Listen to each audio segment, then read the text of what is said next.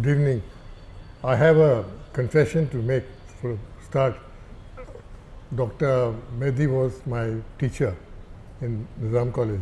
She used to teach German, and I had a very poor attendance in her class. And I think she was pretty convinced that I was not going to make it. But I cheated on her, and I went and did an immersive course in German at the Goethe Institute in the summer. In the summer, and following year, in the second year, I didn't need to go to classes because I was a little beyond that, and German was a strong suit. But since I had learnt it in such a manner, I've really forgotten most of my German, except a few sentences. But we all remember her in Nizam College. At least I still remember her coming to college in her Standard Herald, blue and white, and we all used to say, "She's come, she's come." And there was a big excitement on the first floor that Professor Mehdi has come. And then, of course, another reason to be a little nervous of her, they were friends of the family. My father and mother would talk about her and Latif Mehdi on meeting them at the clubs on Saturday. Those days, Secunderabad Club was a big event. Saturday nights was the dances, and college professors were honored members in the Secunderabad Club those days. It was not an inherited club. And so we had Professor Neela Marvin Kurve, Dr. Mehdi, Paulie Chinoy. And so, I remember Paulie Chinoy telling me in class one day saying that, I used to sit on my lap, so don't be smart here. So I had all these wonderful teachers. I don't know what Nizam College is like anyway. But Dr. Mehdi brings two great lineages to us this evening. One is her own immediate family in the 40s and 50s and even 60s. Hyderabad really had three big doctors. One was Dr. Manthan, second was Dr. Wagre, and the third was Dr. Hyder Ali Khan. Dr. Hyder Ali Khan was also superintendent of the Gandhi Hospital, KM Hospital those days in Secunderabad. And he was a distinguished man, we all remember him. And more than that, the line has, of course, the Safrani line, and then Azad Safrani's mother, Hajia, grandmother, and was a very fascinating lady, because when I finished reading the book, she was the one who fascinated me most. Because imagine that time, in the 30s, you've got two dictatorships ruling this country. One is the Nizam of Hyderabad, running a feudal regime, and then there's a colonial regime superimposed on that, to the British Army here. And she says that I dislike the British so much, my children will all go to study in Germany. So they didn't go to Cambridge or Oxford as the upper class children went. They went to Germany, and that's how Abid Hasan met Subhash Chandra Bose when he was a student in Germany. And there were some other Indian students also in Germany at that time. But Abid Hasan joined Subhash Chandra Bose, and there was this streak in him of committing himself. He went off to Sabarmati Ashram. Can you imagine a person from Hyderabad coming from a near aristocracy, at least the Hyderabad elite, educated elite, bureaucratic elite, going and cleaning toilets in Sabarmati?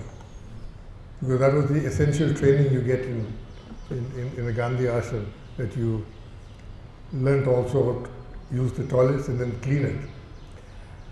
So he was a man of that kind of a commitment, and then he believed in a lot of things. Most of it was that the British had no place to be in India. And so he went off to Germany, and there he joined hands with Subhash Chandra Bose. And then they made that big submarine journey, which is historical. Yeah.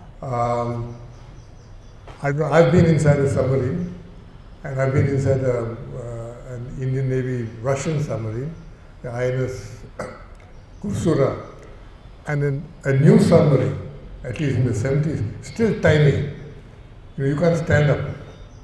And you're going to be crawling around and it smells of diesel, and that bit of blanket smelling of diesel and submarine smelling diesel captures the atmosphere in the submarine completely. And you've done a great job on describing what a submarine is like. And the book also deals with other aspects of Netaji, questions we would all like to ask.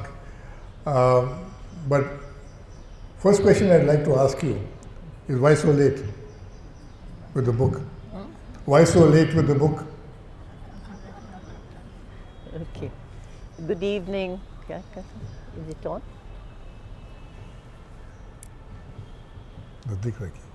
Okay, good evening, Adab, Namaste. It is good that we are here after the initial delay, and I'm glad the sky is clear. This evening has been made possible due to Vikram and Ram of Manthan. Many thanks to you both. Initially, the idea of the book was Narendra Reddy's, my brother-in-law, husband of my sister Kulsum Reddy. Shumanto Banerjee urged us, and we were a team of 5 in the beginning. 3 of them fell out and 2 of us remained, Shehbaz Safrani and me. Majaz Panditan went through our draft, editing here, suggesting there. And Sugata Bose readily agreed to write the foreword, which he did graciously and spontaneously, and his foreword came before we really wrote our first chapters. This has added immense value to the book. Sajid Mahmood, my son-in-law, went through the final editing. Here I must mention the great loss I felt through the progress of the book, and that is of Anwar. Anwar was a great admirer of Uncle, and he wrote many articles about him. Finally, my tribute goes to Krishna Bose for coaxing my uncle to talk about his role in the INA, and many of the things we didn't know, she brought out through him. Because my uncle did not talk much about the book, about himself. He was very humble and he did not say much, but it was Krishna who urged him on, and I learnt many things that I didn't know reading this interview. So you asked me why there was a delay in the book. It was the 125th anniversary of Subhash Bose, and many books, many writings were coming out. So we thought, and Narendra thought, that it was high time that we wrote something about Uncle. I'm sorry that many of our family members are not here to see that the into Netaji in Calcutta, but finally the book is out, and I'm really glad that Narendra and Shumantu coaxed us to write this book. The book is also for me a travel through the past, because my father fought in Burma, in Arakan with the British Indian Army, and the 22 Division of the Indian National Army fought with them in Arakan, and the Indian Army retreated. And then my father's younger brother, Major Vishwanath, who was in the IPS here, he also fought with the British Indian Army, with the Punjab Regiment, and they fought the INA again in Imphal. And that place in Imphal where they fought, the tennis court of the Imphal Club, the DC's house in the Imphal Club, is still there, and it's still marked as a tennis court, and you have the graves of the soldiers who died out there, laid out on that court. Very touching place. So the family had 2 connections, one on the way out of Burma and one on the way into Burma. So I did that complete trip from Imphal to Moreh and down to Tamu in Burma, and then to Mandalay by road with the army, of course, who took me there. And so it was a revisit to the past when I reading the book, and I remembered how the Kabau Valley is known as the Valley of Death, and there most people who died were Indians fighting on both sides. The INA, what we don't record in our history, got decimated there by Indian soldiers fighting the British Indian Army. And you got the INA fighting on the side of the Japanese. Both fought, and I think about 60,000 Indian troops, both sides, died in the Kabau Valley. They call it the Valley of Death now. And it looks a forbidding valley. If you go along the hills from Imphal to Moreh, you've got the valley on one side. You can actually feel the ghosts all rising from there. And so, you brought me back to that book. And I wish, you do a little more extension on that book.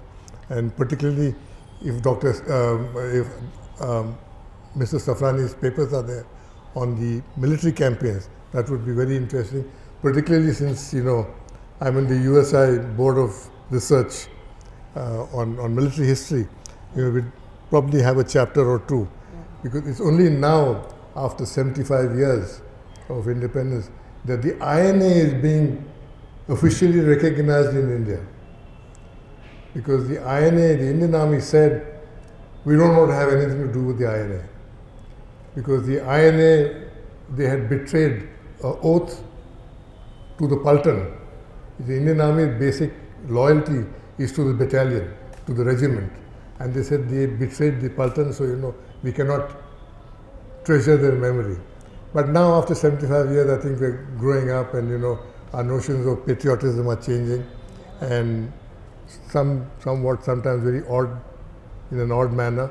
But INA is no longer anathema to the Indian Army, so I think we need a chapter or two in the Indian Army's history to use the INA. The Indian Navy has come out quite well with the naval mutiny being a part of official military history, but the INA's history is not recorded still. So we could do it together. You can do it together. Maybe, both of us, could do a job of it. But question is, what impressed Abid Hasan so much about His mother. About Subhash Chandra Bose, and what was the strong influences on his family, on his life here, which took him on this path of relentless, unending service to the country?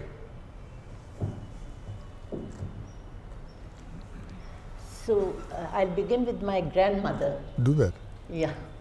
So she was an Irani, and Irani women are supposed to be very strong. Normally, wives are supposed to follow their husbands' whims and fancies, but here she was taking out her own line.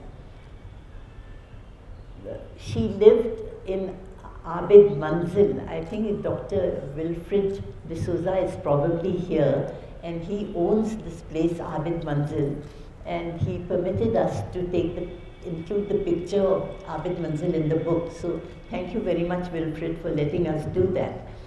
So they lived in Abid Manzil, and that was next to the Golden Threshold, Sarojini Naidu's home. And grandmother was very friendly and with Sarojini, and naturally Sarojini was a great influence in her life. So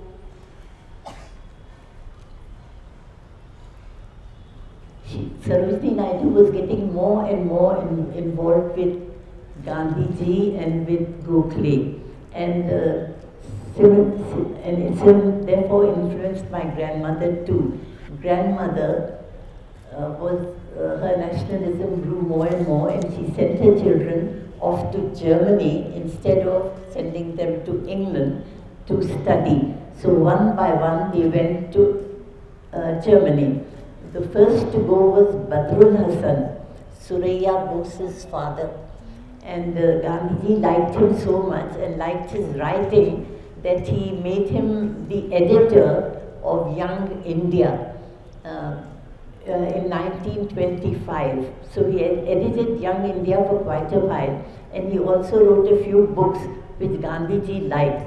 One of them was on the abuse of drinking alcohol, and it has a long preface by Gandhi, this book. Then the other children followed. By this time, grandmother was thoroughly nationalized and she started wearing khadi. She was only simple khadi saris, made her sons wear khadi, and they all wore khadi caps. Very soon, one by one went to, after the other went to Sabarmati Ashram. Abid Hasan also went and wanted to join the Salt March, but he was a little late. Anyway, he was arrested while picketing and put in Arthur jail. So he was in Bombay Arthur jail for quite a while, and then ultimately released because of the pact which Gandhiji had. So this is mainly about my grandmother's influence on the children. To give you an idea of this lady, when the Gandhiji began the burning of foreign goods campaign in India, in their house in Abid Manzil, the family, the youngsters had collected foreign clothes and foreign goods and set fire to it in the front yard. Yeah. And the resident sitting here saw it, saw the smoke, and he asked the Prime Minister Sarajang. Yeah, you know, it was Gandhiji had called for a boycott Of foreign goods, of yes. foreign goods. So the Hassan family was the first to respond, and they collected all imported British clothes. And grandmother also went to the neighbors, asking them to give some their accessories and clothes. So all these were piled up in Abid Manzil, and a huge bonfire was set up. So The resident in his residency saw the huge flames, and he was more incensed because the whole town was talking about this. Finally, he called my grandmother's husband, and he said, "Please restrain the children." So grandmother said, "This is my house. My father has given it to me, and the children are free to do what they like." And that was. She said, "Sarkar, ye mera makan hai." Sarkar ye mera makan hai. And so, a remarkable lady, you know, and of course, her grandfather had to speak to her because he was a talukdar in the Hyderabad government, and so you can't turn down the Prime Minister and the residents' orders so easily. Yeah. So, but he couldn't prevail on the wife. And so it tells you a lot about the kind of determination Abid Hasan inherited, and probably runs through you also, ma'am, because you know you stuck it out in Nizam College with all the rowdies for so many years. Yeah. Yeah. Next question I have to ask is, this is a question we're bound to ask about, you know, since the book of dealing with Subhash Chandra Bose Okay. through the life of Abid Hasan. What did he say about Netaji's last day? Because even till 2 years ago, you probably remember the incident in Agra, where a sadhu had occupied a huge park outside, not Agra, in Mathura, opposite the mosque and the temple, and he called it, you know, Netaji land, saying that he is waiting for Netaji to come back, and then they will declare a new Azad Hind from there. And so a lot of people in India, and very significant people, including the Bose family, believe that he didn't die in the crash in Taipei. And of course, it's very clear in the book that he did die. But what did he say about this enduring myth? Well, they were in Bangkok, all of them, after Japan had surrendered on the 15th of August 1945. Japan surrendered, and there was no hope for more Japanese help. So the Netaji decided to continue his mission, and he thought that he would go elsewhere and probably get some help from maybe the Russians. So the Japanese arranged for a plane to take them to Saigon. So they went to Saigon. I think there were about 4 or 5 of them, not many. And there the Japanese could only supply one plane, and one plane only, but Netaji negotiated with them and got another person to come on board, and that was Habibur Rahman. So the two of them took off. Now Abid Hasan was told before leaving Saigon to pack up all the gold and all the jewels that the diaspora had contributed to the INA fund. So he did that, and then when the plane was being shut, he just rushed and gave these 2 boxes of jewels inside. And then the door was being shut, so he went and gave a cigarette box that Ribbentrop had given him. So all that was, the plane took off. These people were sent off to Hanoi. It was in Hanoi that they learned of the crash. The plane took off and it broke into 2 near Taipei. It broke into 2 and they immediately caught fire. Netaji and Habib Rahman, they came out of the plane. They rushed out of the plane, but Netaji was a ball of fire, completely soaked in gasoline, and is very badly burned. So they took both of them to a hospital. Netaji was quite conscious, he was coherent, and then as he was drifting into sleep, he called out. He said, "Hassan, Hassan." So Habib said, "Sir, I am Habib. Hassan is not here." The last words that Netaji said was, "India will definitely be free." And he said, "Jai Hind." So this was, the party was now in Hanoi, and they heard about the crash. So naturally, we cannot, I have never heard Uncle say anything about his feelings or how he felt after the crash. He kept that very much to himself and never talked about it. But we can imagine how he felt.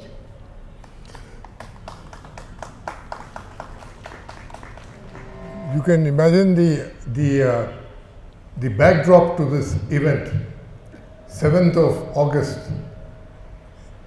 the bomb was dropped on Hiroshima, and 9th of August, the bomb was dropped on Nagasaki.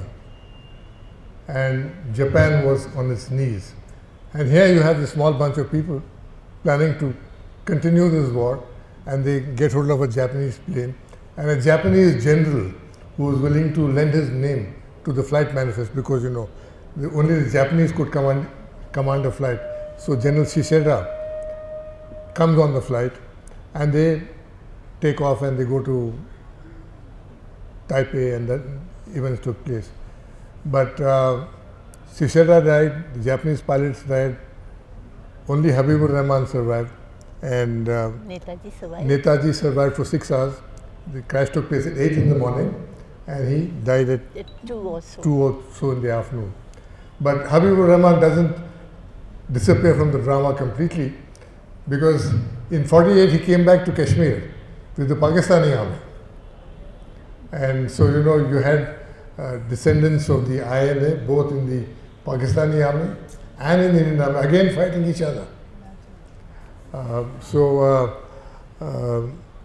But I met people from the Bose family from once or twice, and there seems to be a cleavage in the family on whether Bose died or didn't die. Yeah. I think there was a vested interest to keep him alive, and there was a vested interest in narrating a story that, you know, Nehru didn't want him alive and he was kept in a Russian prison in a gulag by Stalin. And there's after the collapse of the Soviet Union, there was the release of a set of documents called the Mitrokin Archives. In the Mitrokin Archives, there is a page put that how Subhash Bose died near Vladivostok in a gulag. Just to keep that myth alive, even the British intelligence had that game playing. But at the same time, you must remember that a similar kind of movement taking place in Burma, where Aung San was leading a fight against the British. He joined hands with Japanese, fought the Japanese, then came back to the British.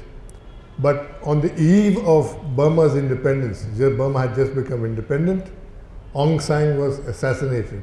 Now we're getting data, information out that it was a British intelligence operation, that they wanted Aung San out from Burma. So, you know, we never know in these hazy days, all kinds of things were happening.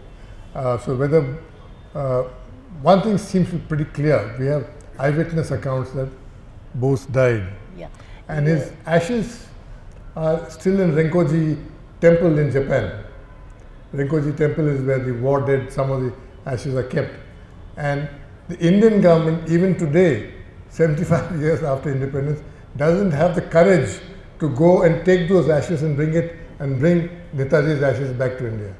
Because there's myths that he didn't die in the crash, or maybe he died somewhere else, you know, or he died in Russia. So let the ashes remain active. You know, we singularly not given an ending to the Netaji story. I think, you know, it's time we did that. Yeah, it makes me very sad indeed that his ashes are still in Tokyo and not strewn in India. And his daughter also, Anita, she has requested the government of India many times to get the ashes over, to have also a DNA test done, if I'm not wrong. But nothing has been done. As for Uncle's reaction to the many commissions and committees that were set up, and many questions in Parliament were asked about Netaji being alive, and they called Habibur Rahman also a couple of times to come and state his version of what happened. And Habib stuck to his story, and Uncle also said that he definitely died in the crash. The family also believes that Shehbaz Bose, his wife, his children, all of them, one part of the Bose family says that he died in the crash, but the other one that wants to keep his myth alive, and for their own reasons, they kept asking these questions again and again. There's a bit in the book we have written about the conversation between Bose and Abid Hasan, where Abid Hasan replies to a question by Bose, and he says, Bose asked him, why did you join the INA, or why did you join the Indian Freedom League in Berlin? He says, sir, to be very frank, I don't believe in Gandhiji's leadership anymore, because I had left my studies on the understanding that the fight would be a fight till the end. But in between, the Gandhi-Irvin pact came, and I remember leaving the jail in tears. Now I don't want to do anything halfway. I find that every leader in the Congress is a qualified person. They have other means of subsistence. I cannot join the Congress party and go about with a begging bowl. So I had to get myself qualified, and this was the main reason why I stayed back in Germany, when the war started. But did he later on in life change his views on Gandhi? Oh, Well, he joined the government, and then he was a staunch Gandhian. He followed Gandhiji's principles quite a bit, but did not follow his political line. And he was with Netaji, but he was never against Gandhi as such. He followed Gandhiji and the government of Indian policy because he joined the diplomatic service and he was a spokesman for the government abroad. So there was no controversy there. But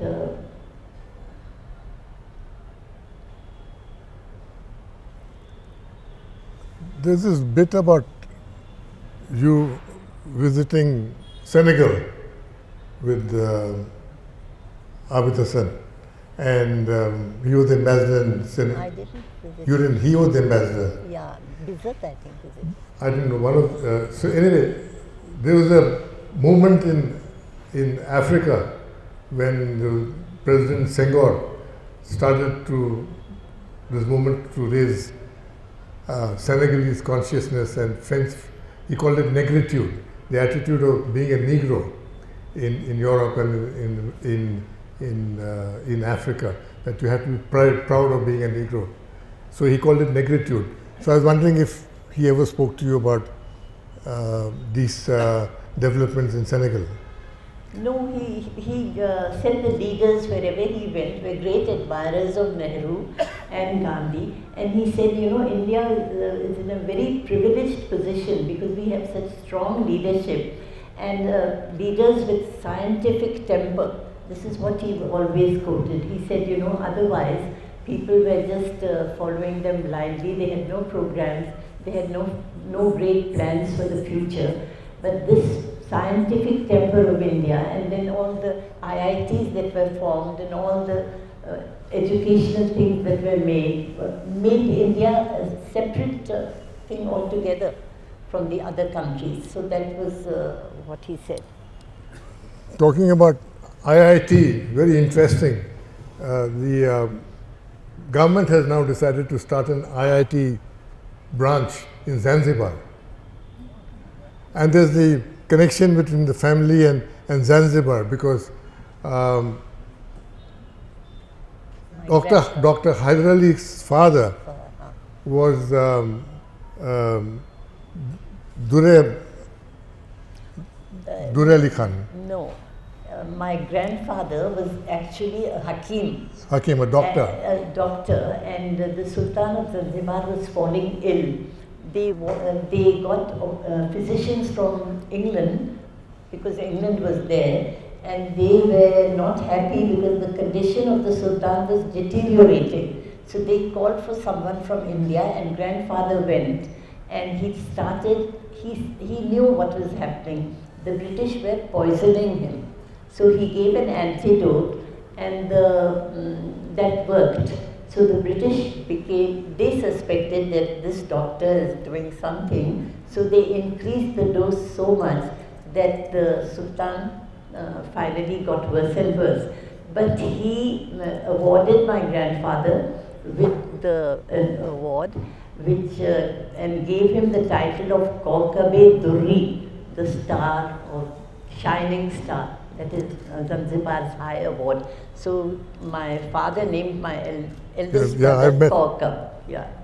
I met him in Delhi many years ago when he was working in Delhi, and I came across his name, Kaukab-Durri. Yeah. So I got curious to know what is this name. So it was the star of Zanzibar. The award used to be called Al-Kaukab, Al-Durri, Al-Zanzibari. It was, and the people who got that award were people like German statesman Bismarck and the others, and Dr. Dure Ali Khan from Hyderabad became a wazir to the Sultan of Zanzibar, and he was also got that award. That's how the award came to be bestowed on the son's name. And so it's a very curious story about this Hyderabad-Zanzibar connection, which you don't really cover in the book. No, no, But it has but not- you know, but it's it a has wonderful not story. anything There's great stories in Hyderabad. It was not as if Hyderabad didn't have its own international story with it, and you know, and I used to think for a long time that Hyderabad didn't have any role in the freedom struggle, that we were all languishing under the Nizam's dominion, and except for a few people in the Congress party. But you had the Abid Hasan family devoting itself yeah. to the freedom movement, and you know, these are things which have somehow not really got recorded or embedded in our minds, in our history. And I'm glad the book begins to do something about that. Yeah. It was a very difficult time for the family because you know the aristocracy of Hyderabad and the elite was very pro-British, and these people were sort of revolutionaries and looked down upon. Even in school, they were made to stand outside the classes because they wore khadi and didn't have many opportunities of progress. But I'd like to read about this. Yeah, please. So I'd like to read about Netaji and the Indian communal question, which is very interesting and written in Abid Hasan's own words. It says, one regrettable aspect of the rise of nationalism in India was that at an early stage of its development, it became associated with religion as evidenced in the prayer meetings, singing of bhajans, etc. In order to find an equally easy approach for the Muslim masses, the Khilafat movement was started, which the other nationalists welcomed. This was playing into the hands of the imperialists, who, with the passage of time, succeeded in facilitating the Muslim League to employ the same sentiments for demanding separation of the country. Our political future was threatened enough when the British began consulting the Muslim League also when they were forced to confer with our leaders. It became dark when our leaders also began negotiating with it, giving the Muslim League the required breakthrough and confirming its leaders in their claim of being the spokesman of Muslim masses. Perhaps an incident from the Königsbruck camp of the German wing of the Azad Hind Fauj may illustrate this point. Our legion, this was in Berlin, our legion was growing. The separate caste kitchens had been abolished and even the smallest units were mixed, not one being composed of men from the same region or religion. We really felt united and one. But fact disturbed us, namely that those amongst us who prayed had to go their different ways. Some of our men then sat down and composed a common prayer, using only the word Malik for God, a term acceptable and dear to all.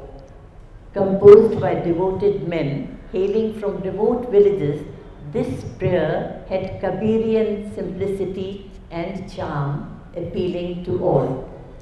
When Netaji came to our camp on one of his periodic visits, we all, Hindus, Muslims, Sikhs and Christians, proudly recited in front of him with one voice. We could not even find out his reaction because he seldom betrayed his feelings. We were, however, convinced that he must have been greatly pleased. Later, I was called to meet him and taken to task for having encouraged what he called this stunt. No, he said, I do not want the intermingling of any other sentiment with our national ideology. If you use religion to unite yourself today, you leave the door open for someone to attempt later to separate you using the same sentiment. The men have their congregational centers. Let each go there and pray as much as he wants. But when you all are together, you shall cherish and nurture only national sentiments and no other. Needless to say, the common prayers were scuttled. This is. Incidentally, yesterday morning I was lecturing at a defense college, and after I finished my talk, I was presented a nice coffee table book brought out by the military establishment about the Vedas and the Gita in defense. I wonder what Netaji Bose would have had to say about that.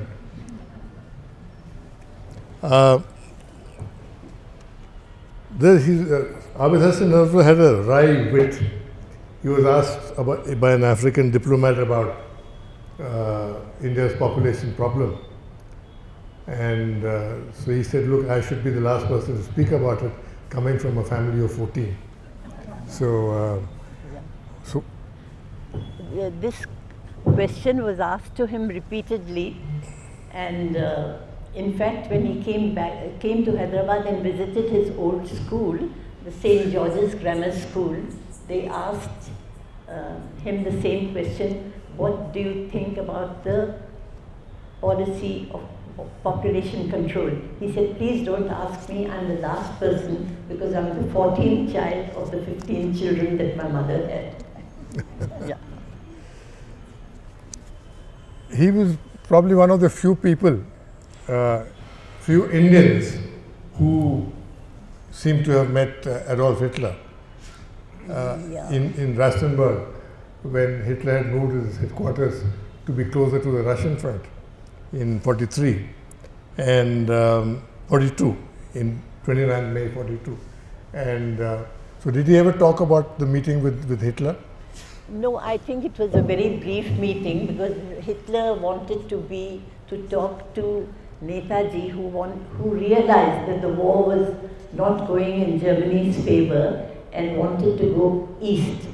So, but as he was speaking, Hitler wanted Netaji alone, and they went in and spoke for an hour and a half and discussing the future of India and what Netaji's vision was of an India, of a united India, of united people of India. And that went on for quite a while. But the question is asked, why did Netaji join up or ask help from Hitler? Many Indians at that time thought that Hitler was the answer. And I know for one that Jyotirmoy Sharma's uncle was very close to Netaji. Grandfather. Grandfather, very close to Netaji. And he was a great admirer of Hitler. So like that, there were many people in Europe who were disenchanted with India and had gone to settle in different places in Europe, and they thought Hitler was the answer.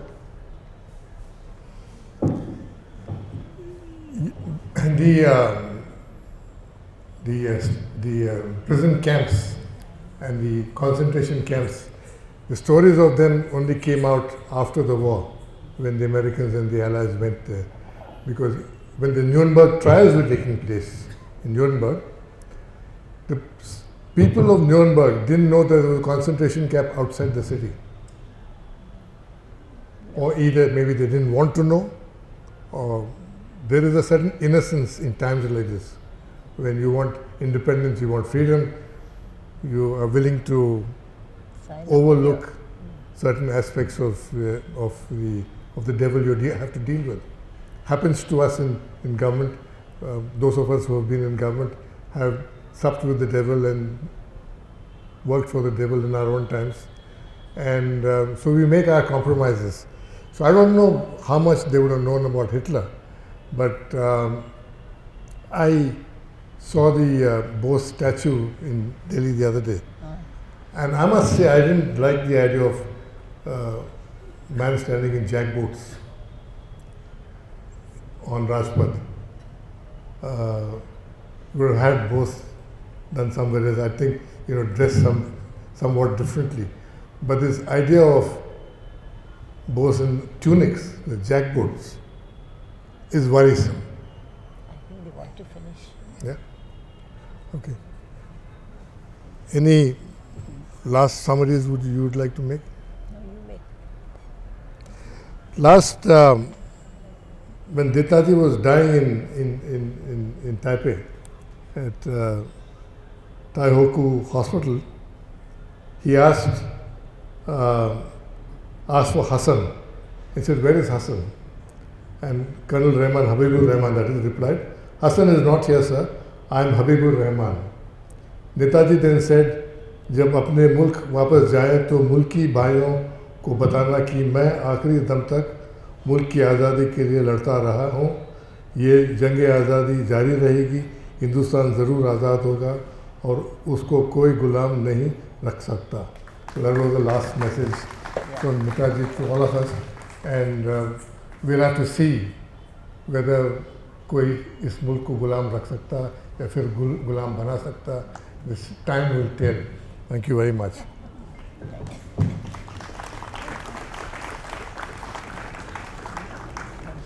Thank you. In 1930s, people like Abid Hasan, people like thinking locally in Hyderabad like revolutionary, very different. Was it at the time, even before INA was formed, that it was treated differently, or was INA the trigger of being looked at as a revolutionary? No, the family was revolutionary before Abid going to Germany, because grandmother sent all her children to Gandhiji's ashram, and they were fighting against for Indian independence. Whereas in Hyderabad, the Hyderabadi government was following the British line. So they were completely different, and they were quite revolutionary even before they went. But when Abid went to Germany and he was in Berlin, he would talk to Ayer, and both of them would wonder what to do to make things work, go forward. They didn't know that Netaji was coming, he had escaped from India, because in those days news hardly travelled outside. So they would themselves want to do something. But when the news came that there was somebody, an Italian, who wanted to meet these people, because Netaji had assumed an Italian identity, so they didn't know whom they were going to meet. So they went to meet, and there he found Netaji, and he just gasped. He said, "Subhash Babu?" And he said yes, and he made him comfortable, and then he said, "Why did you leave the Congress?" And then he explained why he left it. He wanted to do this. Post-independence, what was his reaction to the kind of independence we got and partition? Was it a letdown for him? Because that is not what INA thought of. Subhash Babu, my impression is that he wanted a pan-India.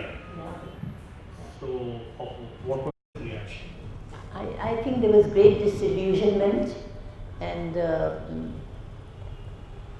in fact, grandmother went to Gandhiji by appointment when in 1946 sometime, when she was in Lucknow, she made an appointment, went to meet Gandhiji, and she said, "What is this happening? The country is going to be divided." So Gandhiji said, "Don't ask me, ask your children." By that he meant the children of India and the children of Pakistan. So that sort of feeling was there even in other people, and much more so in Abid Hasan, who fought with Subhash Chandra Bose for the unity of India.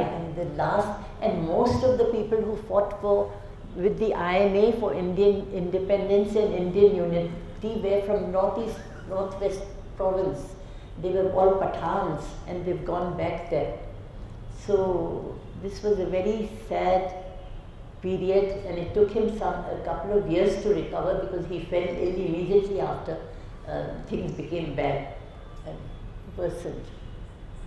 My last question on this series, in 1945, by which time Subhash died. But India annexed Hyderabad in 1948. For those 3 years, were there still some notions that India will be without Hyderabad, and what was his feeling about it?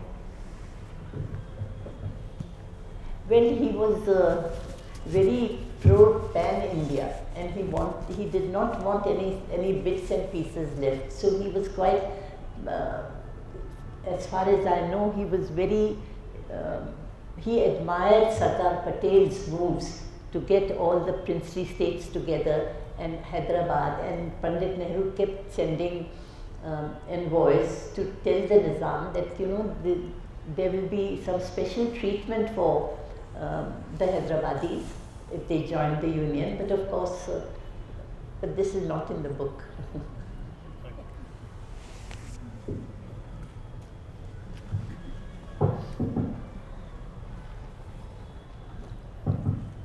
Madam, first of all, very warm congratulations to you for bringing out this book about Abid Hasan Safrani, who is a great son of our country and a great son of the city. We're all very proud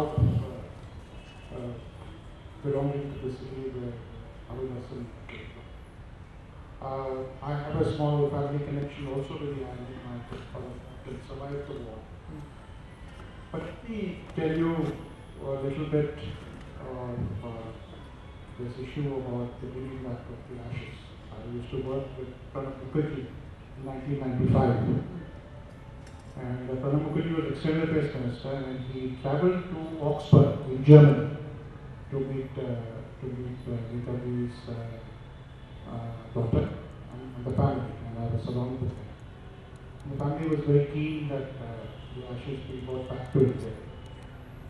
A few months later, Pranab Mukherjee travelled to Tokyo, and we went to the Rinpoche temple to see to pay our respects to the ashes. It was a very moving scene. There were at least 6 soldiers, Japanese soldiers, who were part of the army, who were in the same contingent looking after Netaji. They were in the 80s at that point of time. And they all came and sang, stood in a line, and they sang Chalo Delhi. Everybody was crying. So, but as you said, there was a lot of resistance from the family, from one part of the family, because I think Netaji's memory is in fact so powerful in the country that unless the country is seasoned as one who can die, who is in a sense he is he's bigger than ordinary mortal whose mortality is inevitable. I think until that time this will continue, but I think one day the ashes will return. But as part of this larger memory, I want to congratulate you on bringing forward this excellent book.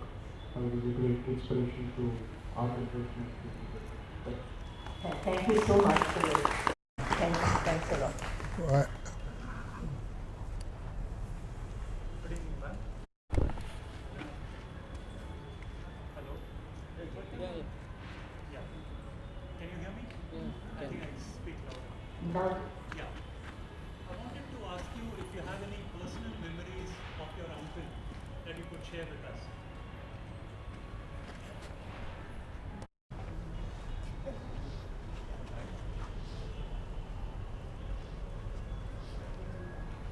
personal memories of him.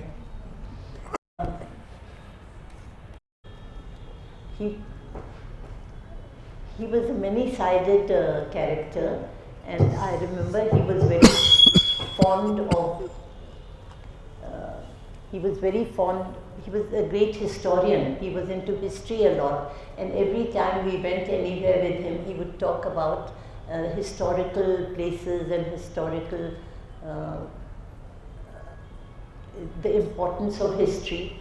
The other thing I liked about him was that he was a very good cook. So he used to make good food. And that is also one of the things which helped Netaji survive in the submarine, because the food they got in the submarine was very leathery and very, which Netaji couldn't eat at all. So for 2 days he nearly starved.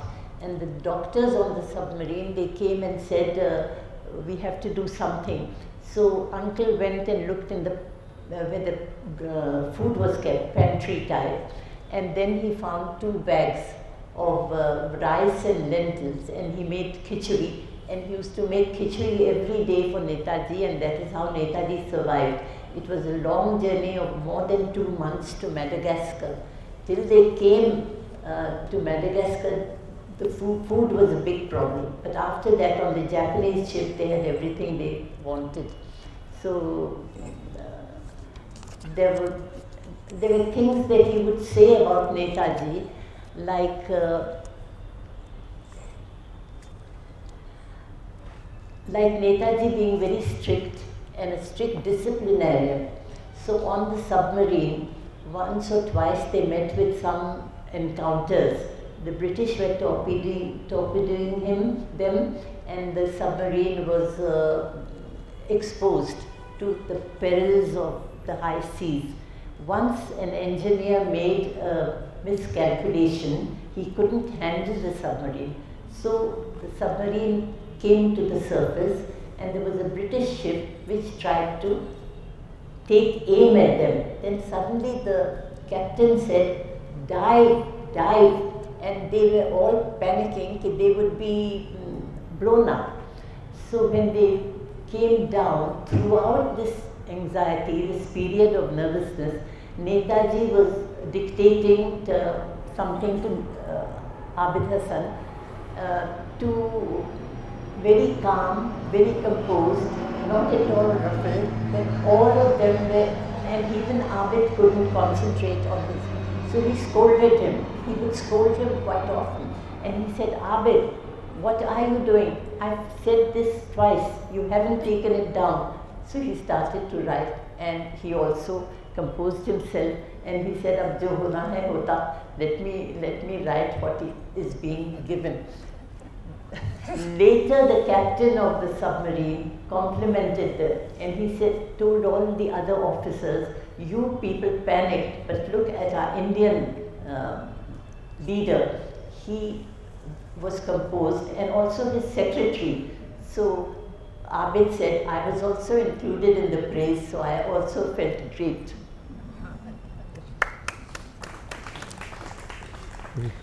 Yeah.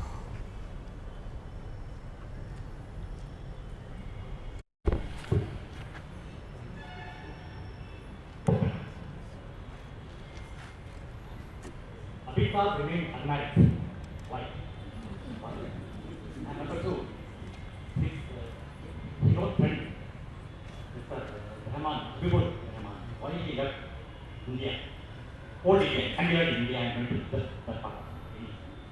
Cases about that.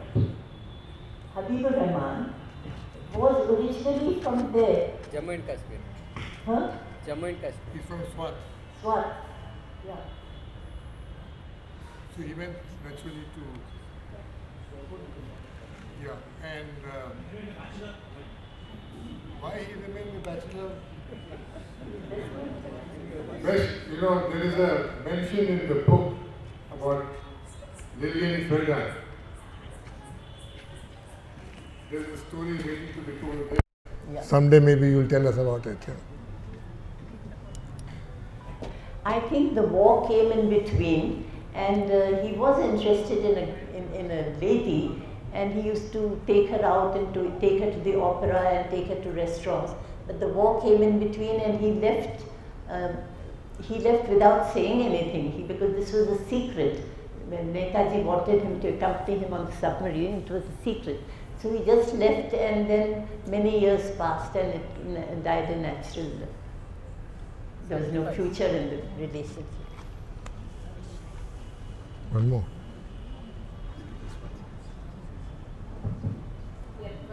thank you both very much for a very enjoyable and fascinating evening. I was just thinking there must be so many people in Hyderabad that would take us back like this into history in a very personal and detailed way. So thank you both very much. 2 questions for Ismat. Thank you so much. I really enjoyed it. It was a wonderful evening. 2 questions for you, Ismat. One, what are the kind of sources you had for writing this book? Memories, obviously, and some conversations and so on, but what other source? And the second question, how did your grandmother become this astonishing woman? I mean, imagine bearing 15 children. Some of us had 1 or 2 children. We think we've done, 15 children, and then having all these political ideas. Where did she get them from? How did she become what she was?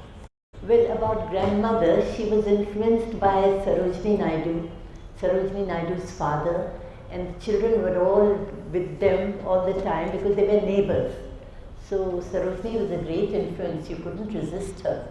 So that was one reason, I think, one of the main reasons. And the children who had gone abroad to Germany, their ideas were broadened, and they also didn't want the type of government that was here in Hyderabad. So they also they had different ideas about the future of the country. That is one. What was your other question? Resources, yeah. You see, I inherited some of his papers much later, after he died. I got a whole bunch of them, and they were written in his own hand, and they were diaries, and then his family also spoke a little. Then Sugata Bose's books, they were there. But I had problems writing the book because, for one, we didn't get copyright very easily, and we had to write again and again, although many things were in public domain, but we had to get the permissions. The Statesman was very difficult because at that time, when Uncle was in Baghdad and there was this revolution coming in Baghdad, and the revolution happened and the ambassador was not present in station. So there was a question in Parliament, why is it always that our ambassadors are not there when great events take place? So Panditji had stood up and he said, no, that is not true, because I got very detailed reports from Baghdad. Our Shahid affair there, and that was Abid Hasan, who wrote very detailed reports about the conditions prevailing and predicting a revolution. So that bit was put in the Statesman by Prem Bhatia. But to get permission to reproduce it was very difficult. Statesman didn't give it for a long time, and then we realized that it was in public domain anyway, long time had passed. So that is one of the things that we encountered, one of the difficulties. Then the other thing was that Shehbaz was in the States, and I was here dealing alone with everything. So it was not very easy. So it took some time to gather all the information, because Shehbaz also had a very good memory, and he recounted detailed facets of Abid's life.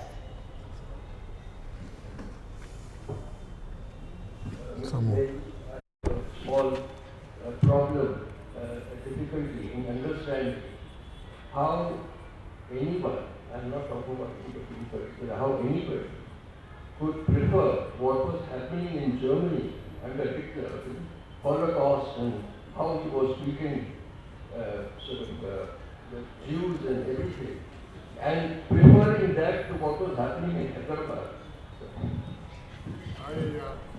I think I dealt with that a bit, because information about the prison camps and all that happened, which particularly in East Europe, came out after the war. And before that, there was no way of knowing. And at the time, when you're fighting for independence and for liberation from a colonial ruler, you're saying, my enemy's enemy is my friend. So, you got to see it in context. and not in absolute terms now, from the benefit of hindsight. Because hindsightism is very dangerous.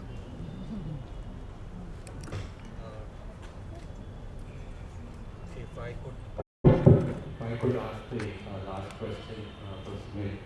It's there in the book, very brief discussion, perhaps you could tell all of us how Jain came to be coined, as it were, by Abid Hasan Safrani, discussion with Bose. Maybe that would be an interesting way to end the evening. When the Indian League was formed in Berlin, it was very small, but then there were prisoners of war, Indian prisoners of war in the German camps. So they came and joined Netaji. They came from different backgrounds, and Netaji, while strolling one day, heard them greeting each other with different, like Sat Sri Akal or Namaste, Namaskar, Salam Alaikum. He said, this is, no, we must have a common salutation, we must have a common greeting. So he called his friends, and he called Abid in particular, and he said, think of a greeting. So he said, hello. He said, this is very frivolous, this won't do. Now think about it and be serious. So Abid went round hearing these different greetings and all, and then came upon Jai Hindustan Ki. So he took this to Netaji, and Netaji said, no, it is very long. Nobody will say Jai Hindustan Ki. So then Abid said, let's keep it as Jai Hind. So then that became accepted as Jai Hind, which is the national greeting now. And Pandit Nehru, he said Jai Hind 3 times from the Red Fort. And after that, our Indian Army always follows Jai Hind. Thank you.